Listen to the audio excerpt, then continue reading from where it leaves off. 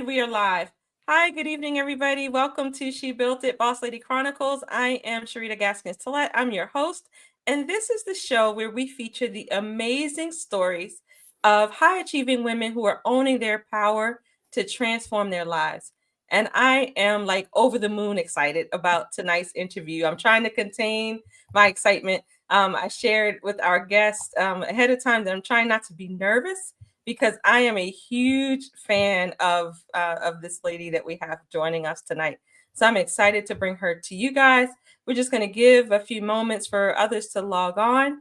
If you're watching us live, please say hi in the comments. Put your questions in the comments. We're happy to answer questions.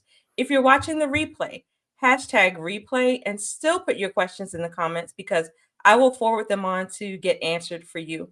Also, just a reminder before we get started, that registration is open for our second annual brunch and vision board party. So for the ladies who are local to the DMV, there is a brunch and vision board party on Saturday, January 4th at 11 a.m. in Severn. I would love to have you there. We had a great time last year. I'm anticipating even more fun this year. So we'll put the registration links in the comments, but come on out, bring a friend. It's open to all women. Okay, so we're gonna go ahead and get started. And also, this is our last call for this year. We're gonna be off the next 2 weeks, and so after this, we will see you guys in the new year. So our guest tonight is Dr. Sasha Shillcutt. Dr. Sasha is a tenured and endowed professor and the vice chair of strategy in the Department of Anesthesiology at the University of Nebraska Medical Center. Dr. Sasha, CEO and founder of Brave Enough, a well-published researcher in cardiac anesthesiology and gender equity, author, and international speaker. Sasha's greatest passion is empowering and encouraging others to achieve well-being in their professional and personal lives. She speaks frequently to executives and leaders on the topics of professional resilience and gender equity. Her TEDx talk titled Resilience, the Art of Failing Forward, has been viewed by thousands of people. Her writing has been published in both the New England Journal of Medicine and JAMA. She leads conferences and retreats for professional women through her organization Brave Enough and is an executive coach to leaders. Her first book, Between Grit and Grace, How to Be Feminine and Formidable, has sold thousands of copies, and her second book, Brave Boundaries, was released in 2022 and is an international bestseller. Welcome, Dr. Sasha. Thank you, Dr. Sharita. I'm so excited to be here and just chat with you. And thank you for all the goodness that you are doing in the world of healthcare and medicine and uplifting so many women. It's really encouraging and empowering to see what you're out there doing. Well, thank you. Thank you so much. And thank you for what you do. I met Dr. Sasha, like kind of in person, not really, a few months ago. And at the time I shared with her that she'd had a tremendous impact on my life. And I just think, this is just like a word of encouragement for those creators out there that you never know who's listening and you never know whose life you're impacting. So keep doing what you're doing. It's making a difference, even if nobody's telling you. So that's just my little, personal nugget for today. But, welcome to the show. I usually like to start with your journey, just professional journey, your journey through medicine. So did you always want to be a physician, and how did you settle on cardiac anesthesiology of all things?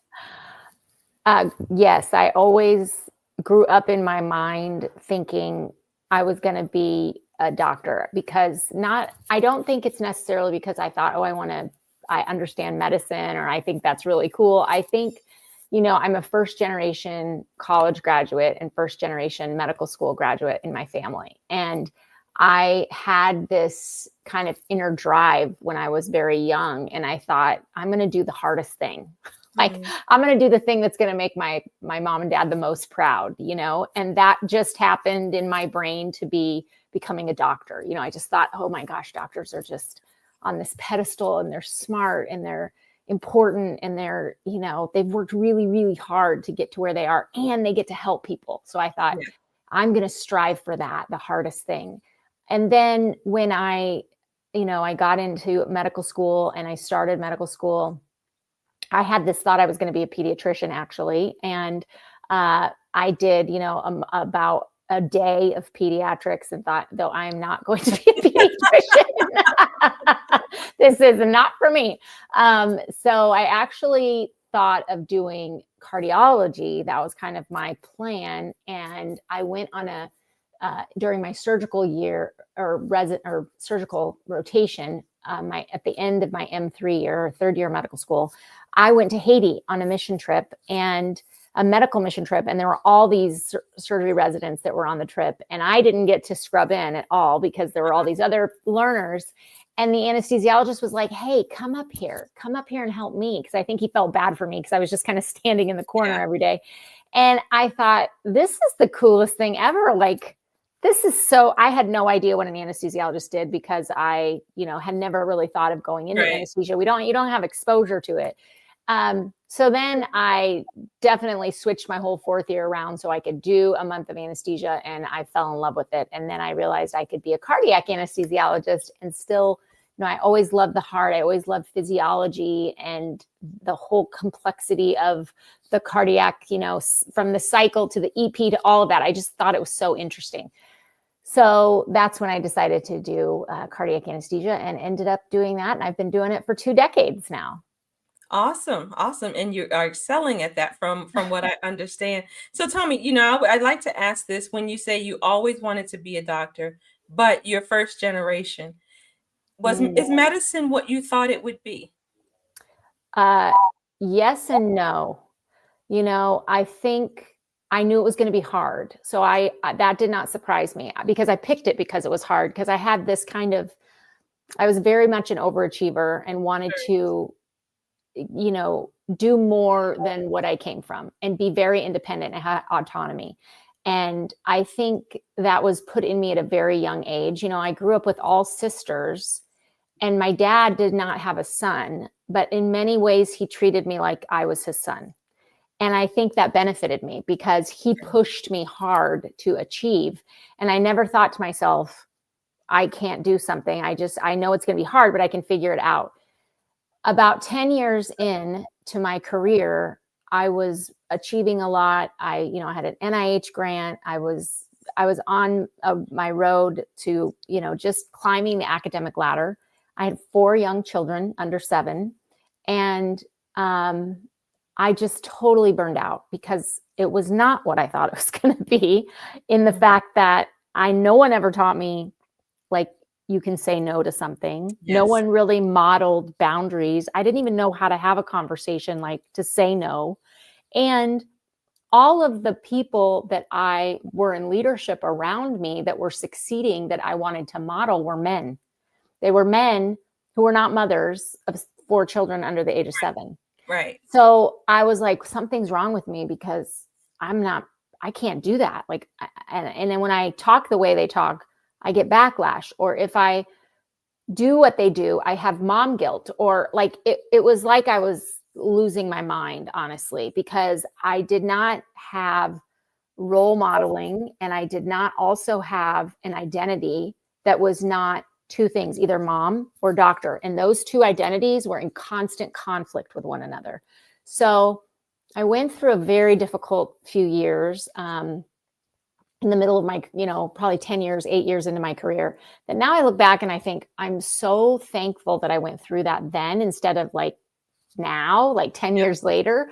But, oh gosh, I know you and I have talked privately, and I know you've gone through it. So you understand something, similar experience. There is this kind of like, I signed up for this. I worked so hard to get here. I do love certain aspects of it, but I don't feel like myself anymore. And I don't have any time for myself. And I don't even know what I would do if you gave me a day off. Like, I'm so overwhelmed. So there was definitely a time where medicine I realized it was not what I thought it was. It was something I was going to have to create, the reality that I wanted. Right. And you said that was about 10 years or so ago. Mm-hmm. And that was a very different time.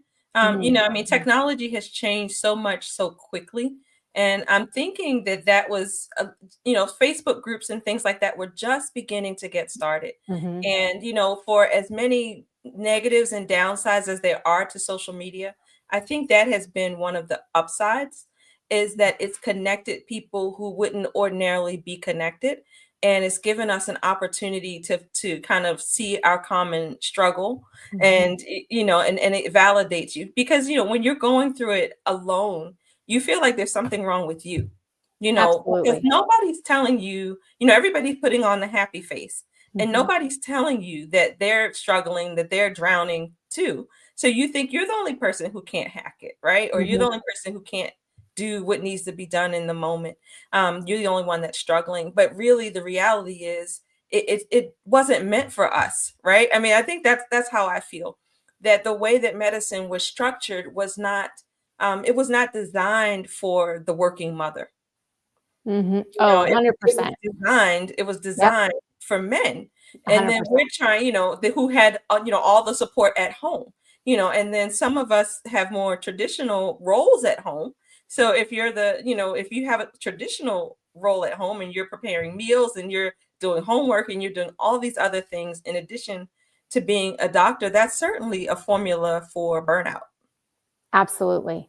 And I love what you said about normalizing those experiences because I think social media, as much as there's negatives, it definitely did that for me. And I know it has done that for so many other women, is finding community in not even realizing that you needed it, but then you hear someone else and you're like, oh, okay. Right. It's not just me. This is very validating.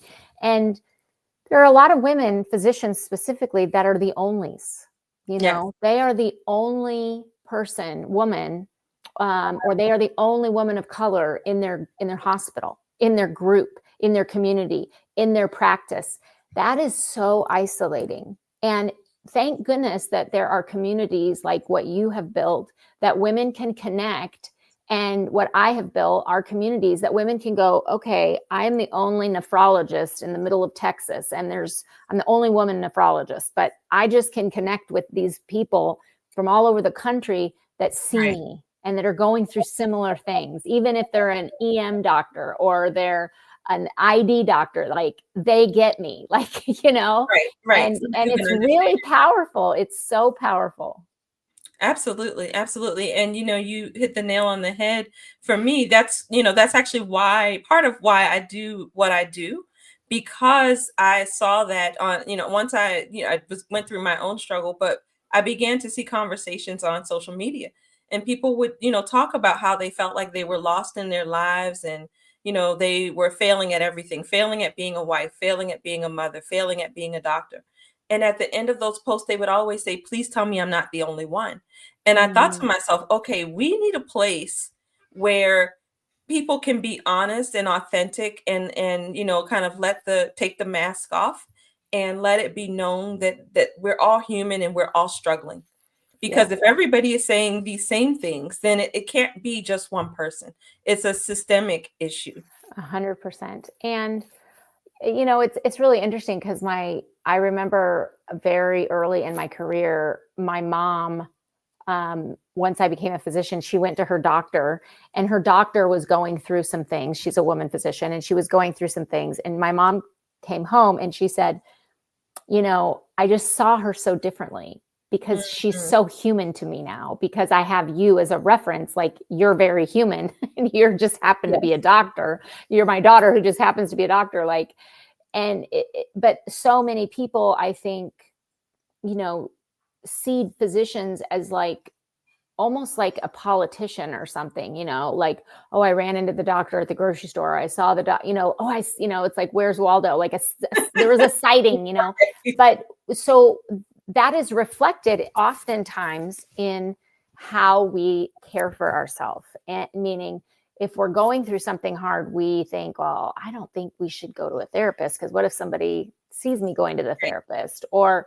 I don't think I should ask for help with this, because what if somebody in the community sees me needing help with this? Or what if I admit that I'm struggling with this or that? I'm someone's doctor. Like, they're looking at me to be all knowing and like this hero person who can work for 24 hours solid, and we Right. adopt that complex, and it's at times can be so unhealthy and leads, I think, down that path of burnout, where then you are at the end of the tunnel and you're like, I can't ask for help. I got to hide all the problems I'm having. I got to hide and push down. And that's why it's so vital to have other women physicians who are coaches who can say, you're not like, nothing is wrong. Nothing's wrong with you, right? Right. You are not too far gone, and we can work through this. Let's work through this problem and let's find a solution. Yeah. So now what did burnout look like for you? It looked like withdrawal. Mm. And I would literally come home at night, sit in my garage, and have to will myself to get out of the car to go into my second shift, as you know Yeah. what that is. Sometimes I would cry just sitting there thinking like, I don't even want to go in the house. How terrible of a mother am I that I don't want to go in there? And I love my kids. I miss my kids. I love my kids more than anything, but I'm so tired from Yes. this day that I don't even want to go inside. And then on the flip side, I would drive into work in the morning, and I would do the same thing at work in the morning. I would drive in the doctor's garage and sit there and cry and go, I don't want to go in there. How am I going to get through this day of cases? Like, what is wrong with me?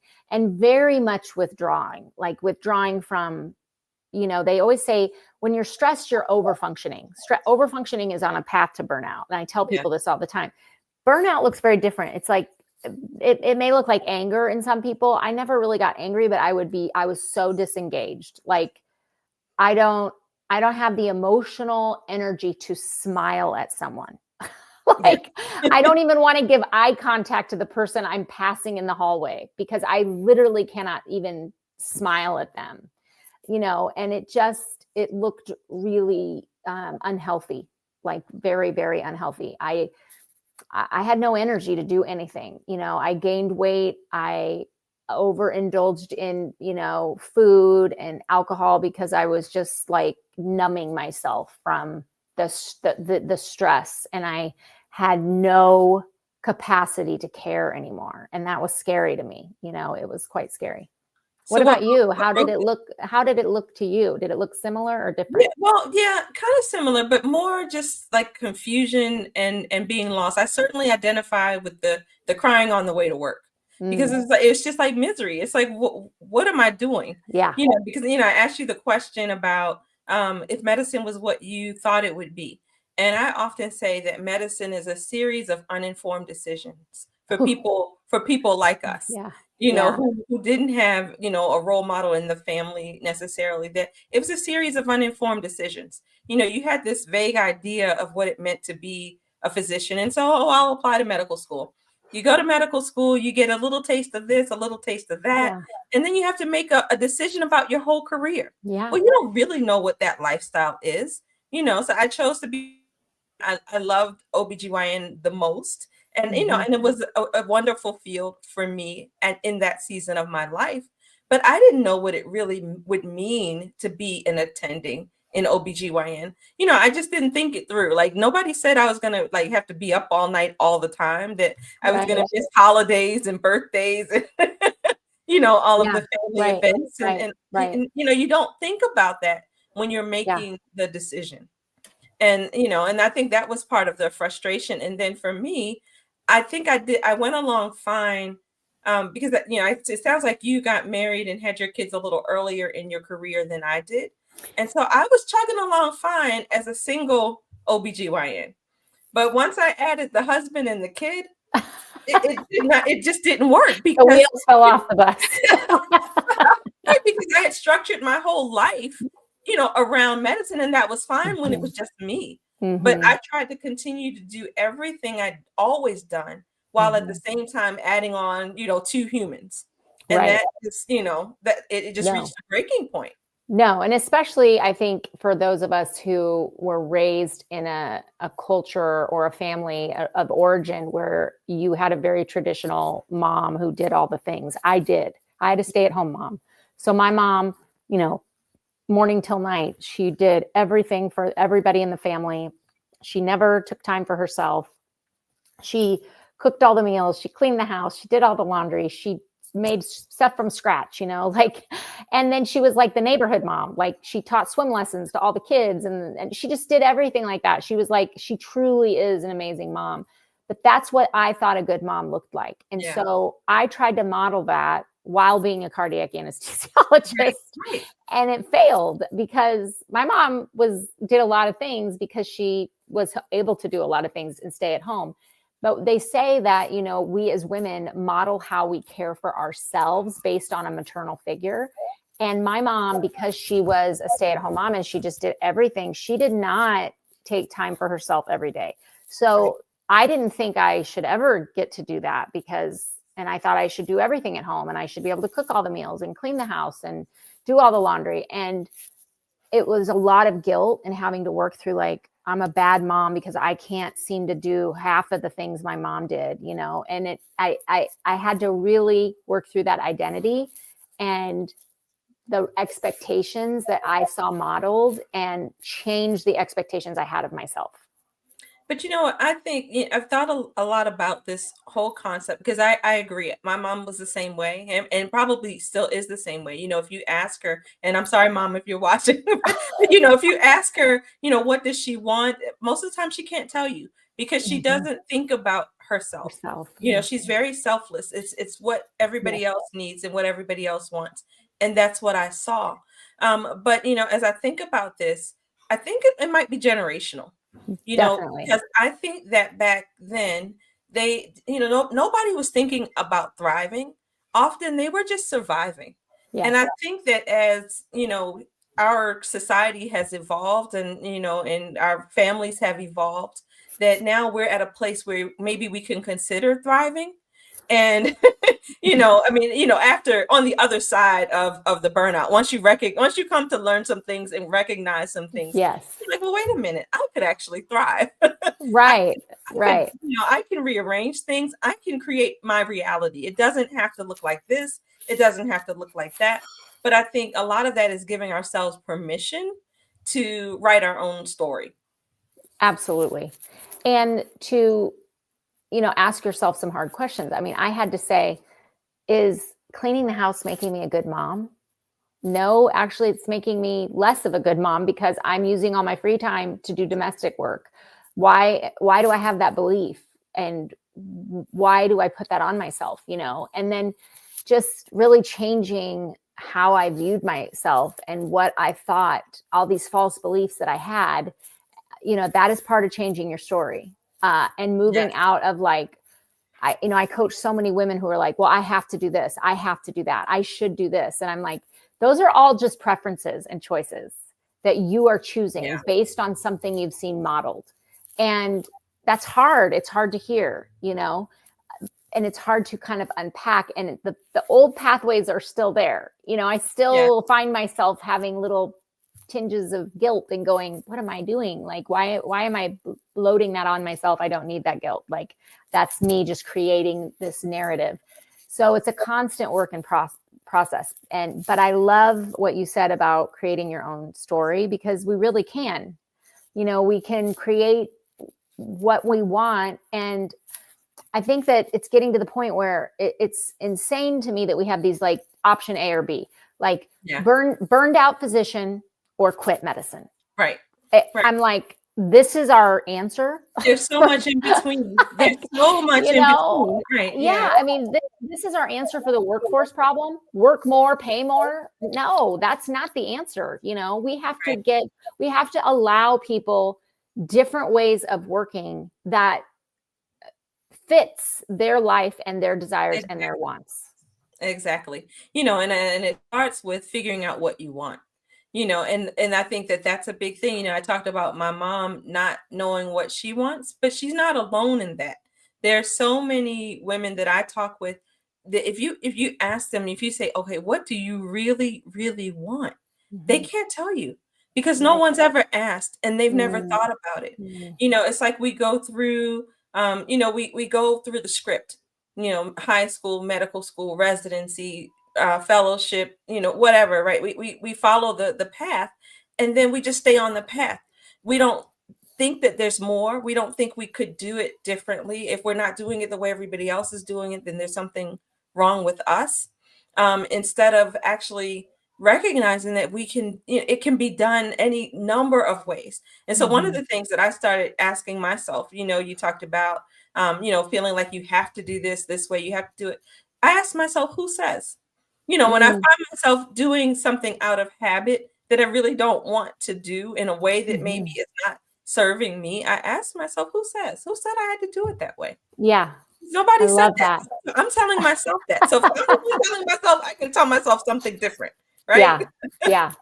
Well, and also, I was just talking to a couple friends the other night at dinner who are physicians about how one of the things I've been telling myself all year is I choose. You choose, Sasha, you choose. Because there's a lot of like, well, it's always been done that way. This is the way we do it. Oh, well, everybody takes this amount of call. Well, everybody works these hours. Well, we always do this on this.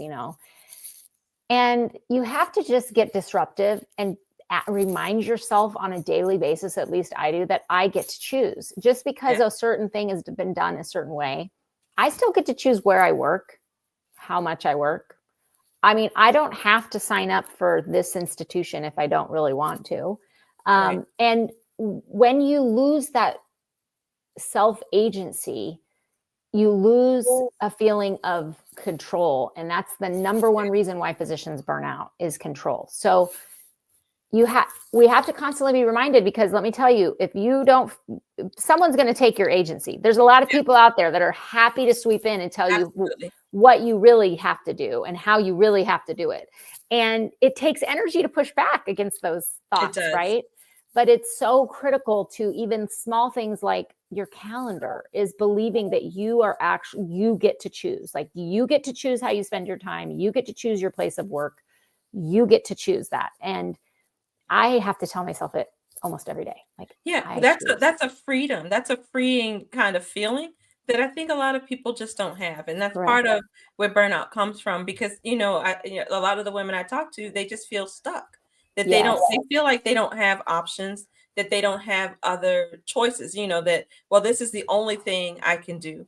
And as one of my coaches, who you know pretty well, Dr. Una, always says, we're not one trick ponies, right? Right. It's all kinds of things that we can do, and we have a lot of translatable skills. So I want to know though, how did you get out of your burnout? So this whole pattern of crying in the garage at home, crying in the garage at work. How did you break that cycle? What happened?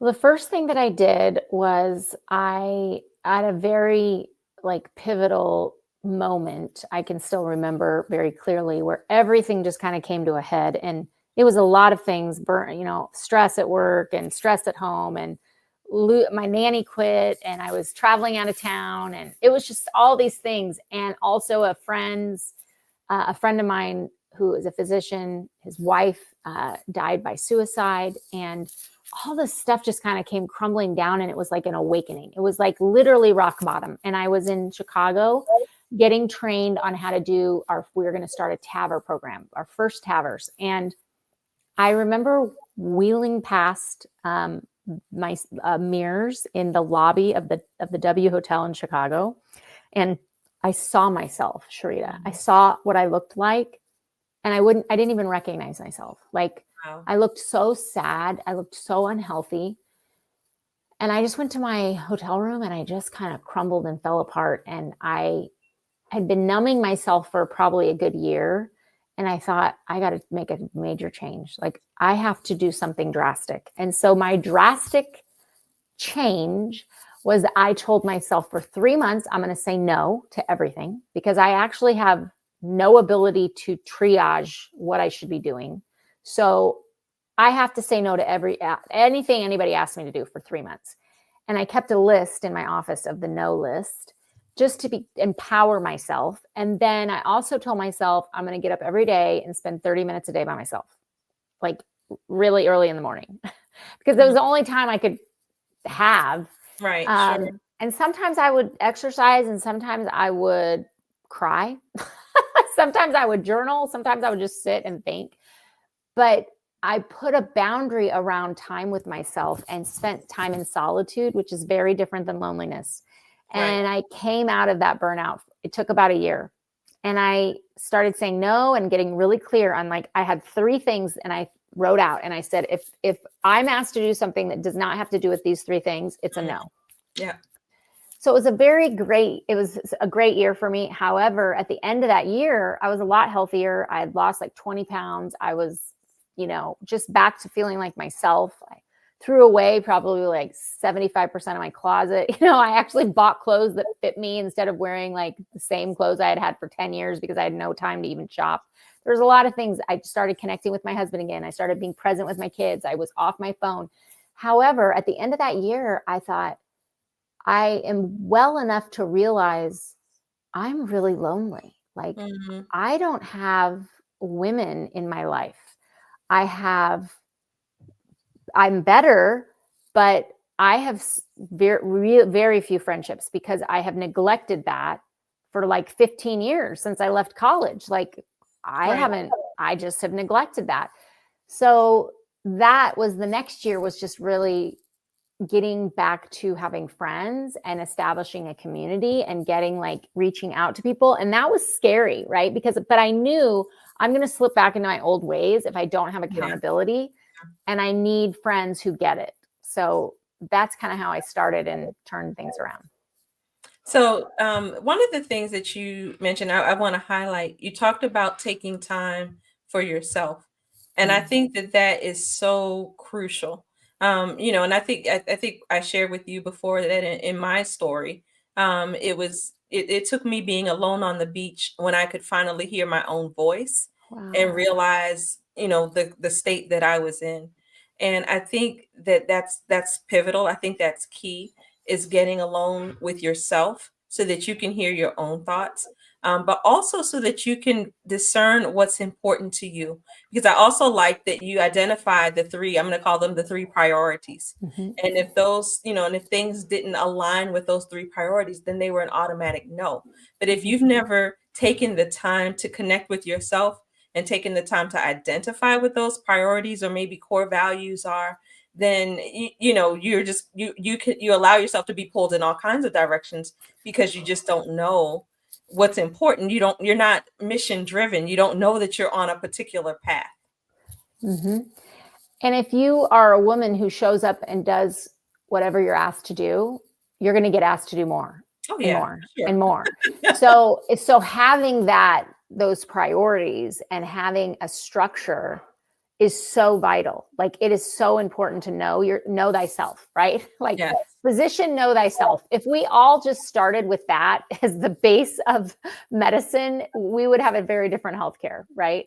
Absolutely. It's so vital to spend time alone with yourself. In the book that I wrote, the second book I wrote about Brave Boundaries, it's the number 1 boundary I think all women need, is having routine time alone with yourself. When we start giving that up and we never spend time alone, it doesn't matter if you're the most extroverted human on the planet. If you don't allow time for self-reflection, you will not know who you are, and it is the fastest, quickest path to burnout or really negative health behaviors. If you are not in touch with who you actually are and what it is you want. Yes. Absolutely. So now you say you went about finding friends. where did you find these women? Well, this is a really funny story. I mean, this is the truth. The truth. I was like, man, I have, friends that from high school and things, but I don't really ever see them. And I have friends in college, but they're not local. And I was like, well, I know some physician women. I don't know that I would call them friends, but I think they could be my friend. I'm not sure what they are. Like, what are they? And so I made a text group, and I made a text group with like 9 women, and that I knew from like meetings and my specialty or, different areas. And I literally sent out a text, and I was like, do you want to be a part of this text group? I'm going to start a text group where we just encourage each other. And what I was really saying was like, do you want to be my friend? It was so awkward. But it worked. And they were like, yeah, we'll be part of your text group. So it started very small. And then my phone it was like an everyday thing. Like, if I didn't text the group, they'd be like, where's our daily text from you? Like, we're waiting for our little bit of Sasha encouragement. And so I just would start, I'd post a meme, or I'd text a quote, or I'd just text something encouraging, or I'd say like, I'm struggling today. I don't have anything positive. And then they'd all say, oh, you're going to make it, So then my husband was like, I don't know what's happening with your phone, but your phone is blowing up all the time. Like, what is happening with your phone? So I started a Facebook group.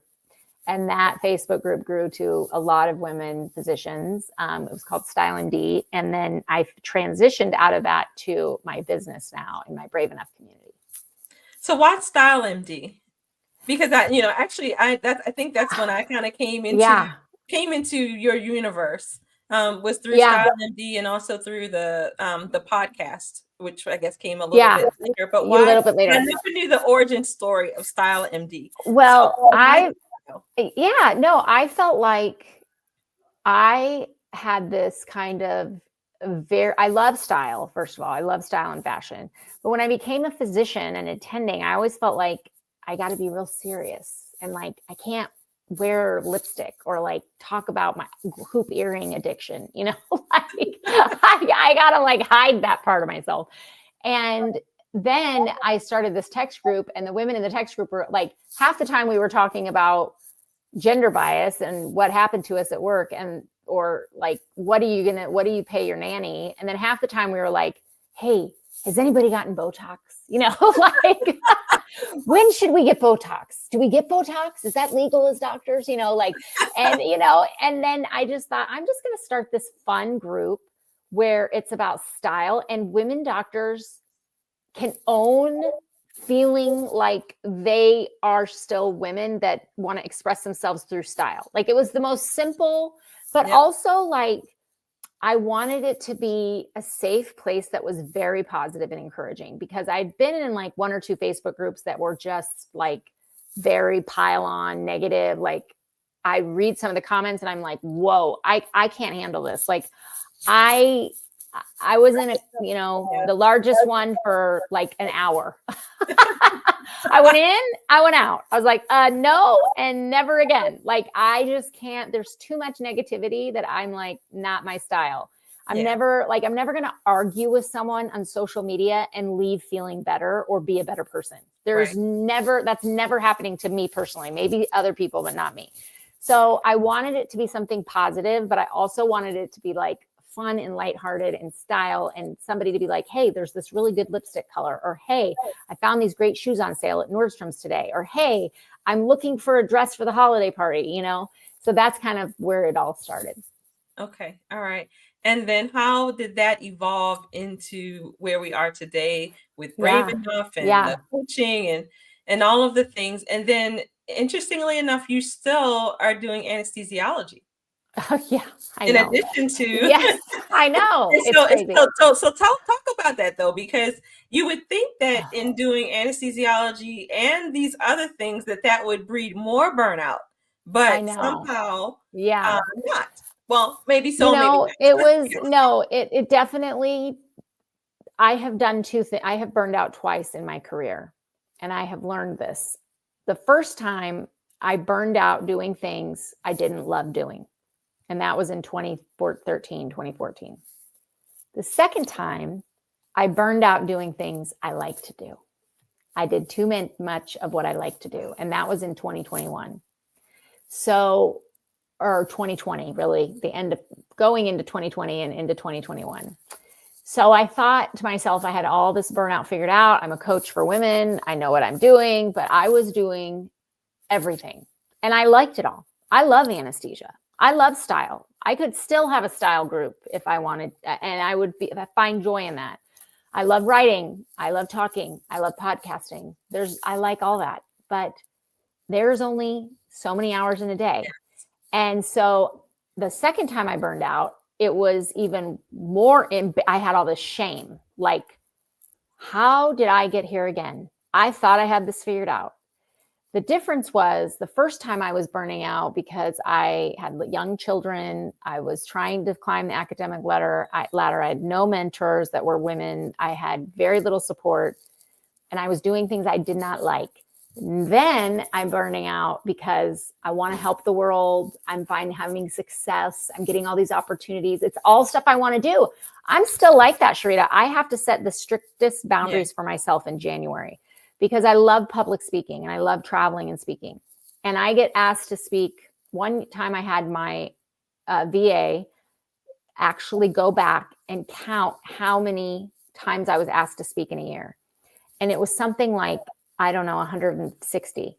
Wow. And that was so, I did that, not because I'm like, wow, I got asked 160 times, because I need to say no to 90% of those. Like, Right. that's because I can't even do 50% of those, or Right. I will burn out, but I want to. Right. Yeah. Like, I really, really want to. So it's like going to the buffet and you're like, oh, I want a little of that and a little of that. And all of a sudden you get to your plate and you're like, Right. I ate one bite. Why did I take all this, of each thing? So that's just my personality and it's my own problem. And I have had to learn that about myself, that I cannot overcommit to things. So it transitioned for me from Style MD to Brave Enough when I realized that I was spending all this time doing things that I had to stop doing so that I could do some of the things that I wanted to do, which was build a business. I didn't know how to build a business. I had to invest time in building a business. I had no idea how to do that. And so I really transitioned it to only putting things in the Brave Enough plate that I really, really wanted to do. And that took a few years to transition. I didn't do it overnight. It took me several years. But now I just have to have really strict boundaries for myself because I love going to the buffet and picking up all the things that are fun and I want to do. So tell us about Brave Enough. So Brave Enough is my company that I run, that I teach women how to take back control of their time. And it's all about control. I don't believe in work-life balance. I believe in work-life control. And what that means is I want to decide when I work, how much I work, how much I spend time with my family, when I go on vacation. I just want autonomy in that. I want to feel like I have agency. So I teach women how to do that through courses and community. And I host an event in September every year. And I have a retreat in January. And I have a podcast. And I coach women mostly through classes. I do 2 classes a year. I do some one-on-one coaching, but most of what I do is in classes. And I really believe that we heal in community. I don't think anybody heals alone, because even when I spent that year building myself back, at the end of the year, I was better, but I was really missing connection and community. Yes. And I needed other women. I needed other women to say, oh, I faced that problem. This is what I did. Or I had that issue 2 years ago. This is how I came through it, and just looking at things in different ways than I did. So that's what Brave Enough is. It's really a community. It's a resource for women to come and go, I need this download. I need the podcast, or I just need I just need a one session with you to talk about this issue I'm having at work.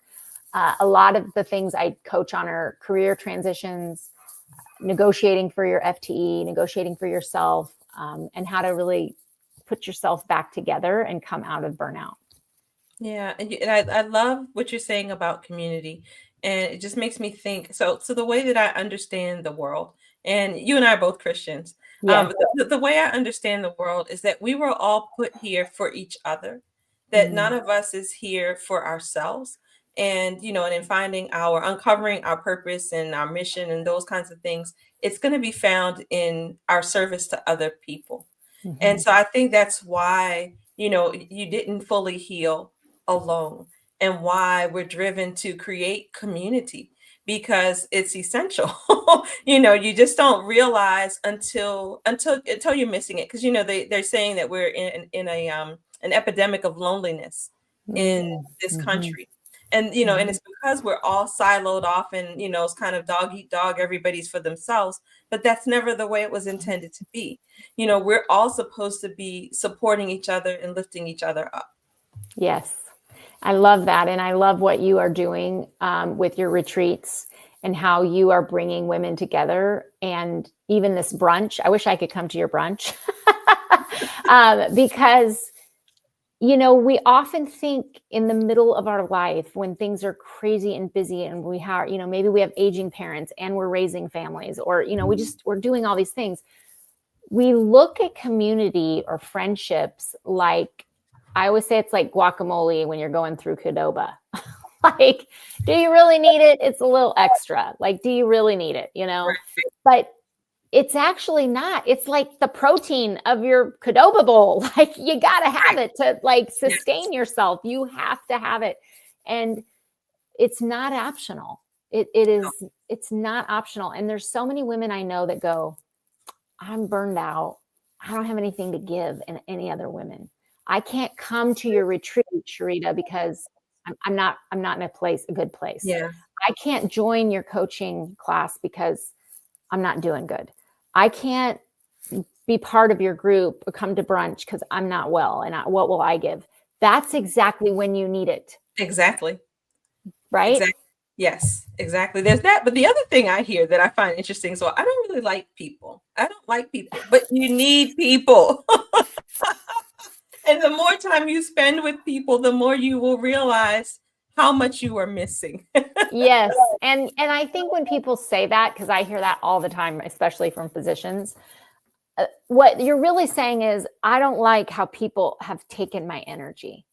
Yeah. Or people have crossed my boundaries. And a lot of times it's people that we are taking care of. But if you know, you cannot pour from an empty cup. So of course you don't like people if they're constantly doing this and taking from you, or you know, and you're not full. Right. You know, but it's so, which is why I always encourage like small group coaching, because I can coach you one-on-one and we'll get there.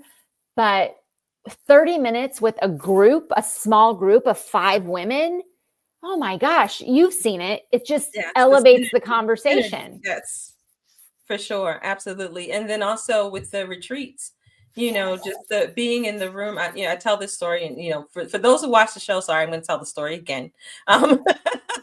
You know, but it just makes such a big difference when you're in the room. Yes. And, you know, I had joined a coaching community online and was very excited they were having an in-person event. And I thought about it, and I thought, okay, I don't, you know, it was for small businesses, like, well, not necessarily small businesses, but physician businesses. Like, I don't have a business. What are you doing? You don't have a business. Why are you going to this thing? So I all but talked myself out of attending. And it turns out that event changed everything for me. Mm-hmm. You know, and what would I have missed? And what would all the people whose lives I impact, what would they have missed had I not attended that one event? Yes. You know, so Yes. it makes a difference when you get in the room with people and you see the commonalities and you see people that you admire saying the same things that you say. You know, like, you know, I'll use you as an example. You know, so I've been following you for a long time. And so, you know, maybe you're someone that I to some extent put on a pedestal, but when I talk with you, you're just a regular person who has the same kinds of thoughts and the same kinds of challenges and Yes. struggles and triumphs and other things that I experience. And I think especially when you see it in someone that you admire, you realize, okay, maybe I'm not that broken and maybe I can do great things too. And it just Amen. changes Yes. stuff. It changes everything. It does. And it also makes you realize, like, okay, this year, and you know this, I have had a really hard year. I've lost my house. It was destroyed in a tornado in 2 minutes. 90% of my possessions, my house gone. And you know who showed up for me? Women I know through the internet. That's who showed up for me. I mean, yes, my community with my neighbors, yes, amazing. People that I work with, amazing.